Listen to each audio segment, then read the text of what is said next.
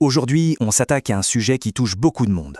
Comment on fait pour bien sécuriser la construction de sa maison? C'est souvent le projet de toute une vie, alors il est absolument essentiel de ne pas se lancer à l'aveugle. Voyons ensemble comment transformer cette aventure en une vraie réussite. Voilà la question qui est sur toutes les lèvres, n'est-ce pas?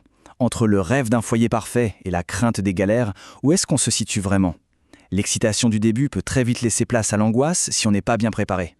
Cette citation, elle résume parfaitement la situation. C'est exactement ça. On se retrouve du jour au lendemain à la tête d'un projet hyper complexe, un peu comme un chef d'orchestre qui n'aurait jamais lu une partition. Il y a un vrai déséquilibre des connaissances, et c'est là que les ennuis peuvent commencer. Et attention, ce n'est pas qu'une simple impression, les chiffres parlent d'eux-mêmes. La moitié, je dis bien la moitié des litiges, sont dus à des malfaçons. C'est énorme. Ce sont ces défauts de construction qui peuvent avoir des conséquences désastreuses. Ces chiffres le montrent bien. Le risque est réel. Il est quantifiable. Se protéger, ce n'est pas du luxe, c'est une pure nécessité. Bon alors, comment on se protège? La toute première chose à faire, c'est de mettre en place ce que l'on pourrait appeler un bouclier juridique. Il s'agit de s'appuyer sur des organismes qui sont là pour nous informer et nous défendre sur le plan du contrat, bien avant que la première pierre ne soit posée.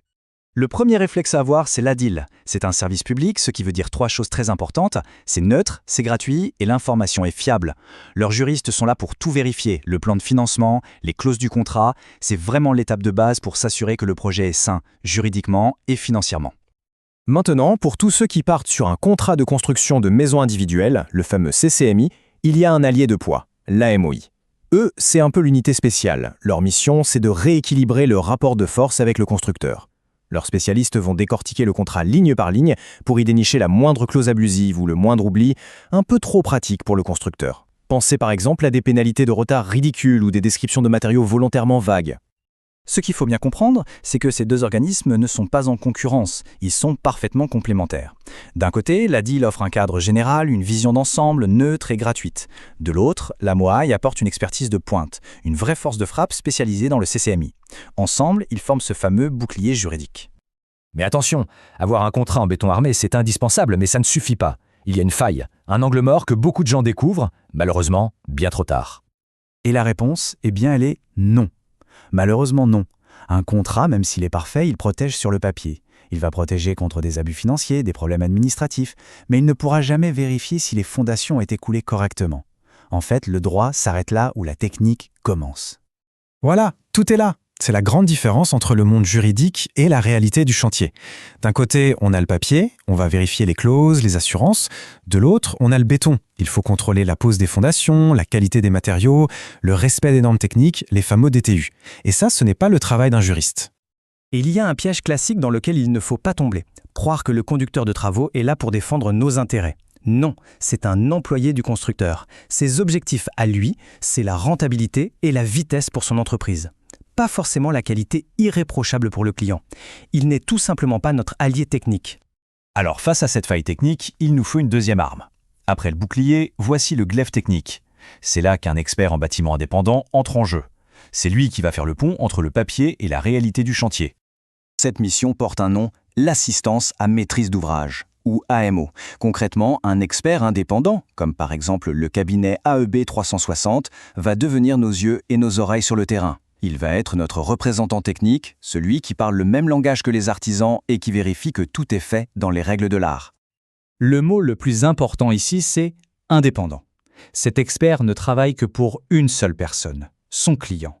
Il n'a aucun lien, aucun intérêt commun, ni avec le constructeur, ni avec les assurances. Sa seule loyauté, c'est envers celui qui l'engage. Son seul but, c'est de protéger l'investissement et le patrimoine du client. Et son intervention est très méthodique. D'abord, il analyse les plans en amont pour repérer les éventuels problèmes de conception. Ensuite, il se déplace sur le chantier à des moments clés, fondation, murs, toiture, pour contrôler la qualité avant que les défauts ne soient cachés. Et enfin, il est présent lors de la réception des travaux, le moment crucial où l'on accepte ou non la maison. Alors, bien sûr, ça a un coût, mais il faut voir ça comme un investissement, pas une dépense. On parle de 1 à 2% du budget total du projet. Pour ce prix, on s'achète de la sérénité pendant le chantier, et surtout, on s'assure que la maison n'aura pas de vis cachés qui coûteraient bien plus cher à réparer plus tard. On en arrive donc à la conclusion, à la stratégie gagnante. L'idée, ce n'est pas de devoir choisir entre la protection juridique et la protection technique, le secret, c'est de combiner les deux. C'est l'alliance du bouclier et du glaive. Voilà le message clé à retenir. La sécurité maximale, on l'obtient grâce à cette synergie. Le bouclier juridique qui sécurise le contrat et le glaive technique qui contrôle la qualité sur le terrain. L'un sans l'autre, c'est laisser une faille béante dans la protection de son projet. Alors, pour résumer de façon très concrète, qui contacter et à quel moment? Ce tableau est une super feuille de route. On commence avec la deal pour la partie financière et le cadre général. On enchaîne avec l'AMOAI pour blinder le contrat CCMI. Et enfin, on fait appel à un expert AMO type AEB 360 pour être nos yeux sur le chantier et au moment de récupérer les clés. C'est simple, logique et efficace. Voilà, les cartes sont sur la table. Se lancer dans la construction, c'est une aventure qui peut être magnifique, à condition d'avoir les bonnes armes. La question n'est plus de savoir s'il faut se protéger, mais plutôt de savoir par où commencer. Alors, quelle sera la première étape pour blinder son projet?